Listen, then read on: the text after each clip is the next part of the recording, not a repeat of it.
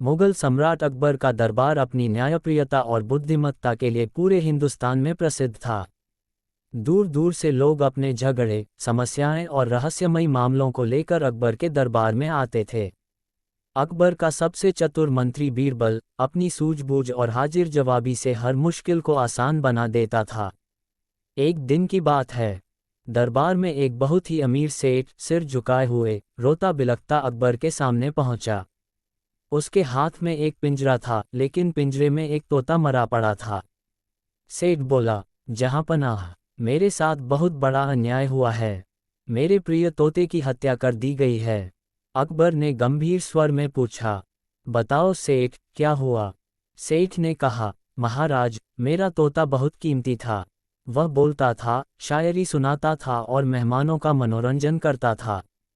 कल रात वह बिल्कुल ठीक था, लेकिन सुबह जब मैंने पिंजरा खोला तो वह मरा पड़ा था। मेरे घर में काम करने वाले नौकर पर मुझे शक है। अकबर ने बीरबल की ओर देखा। बीरबल, यह मामला तुम्हें सौंपा जाता है। बीरबल आगे बढ़े और बोले, जहांपनाह, मैं सच का पता लगाकर रहूंगा। बीरबल की जांच शुरू। बीरबल ने सेठ से पूछा, तोते को कहाँ रखा जाता था? सेठ बोला, मेरे शयन कक्ष में खिड़की के पास। बीरबल ने पूछा, क्या रात में कोई तेज हवा या ठंड थी? सेठ ने कहा, हाँ, रात में बहुत ठंडी हवा चल रही थी। बीरबल कुछ सोच में पड़ गए। फिर बोले, तोते को कौन कौन खाना देता था? सेठ ने कहा, एक नौकर रामू। बीरबल ने रामू को बुलवाया। रामू डरते हुए आया और बोला, महाराज, मैंने कुछ नहीं किया। मैंने तो रोज की तरह दाना पानी दिया था। बीरबल ने पूछा, रात को क्या तुमने खिड़की खुली छोड़ी थी? रामू ने कहा, हाँ, सेठ जी ने ही खिड़की खुली रखने को कहा था। बीरबल की चालाकी। बीरबल मुस्कुराए और बोले, जहांपनाह, मुझे सच समझ में आ गया है। अकबर चौंक गए, इतनी जल्दी? बीरबल बोले, हाँ, ये तोते की हत्या नहीं, बल्कि ठंड से मौत है। दरबार में सन्नाटा छा गया।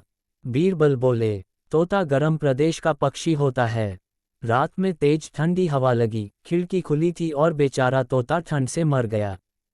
सेठ बोला, लेकिन महाराज, तोता तो पिंजरे में था। बीरबल बोले, पिंजरा हवा को नहीं रोक सकता, सेठ जी।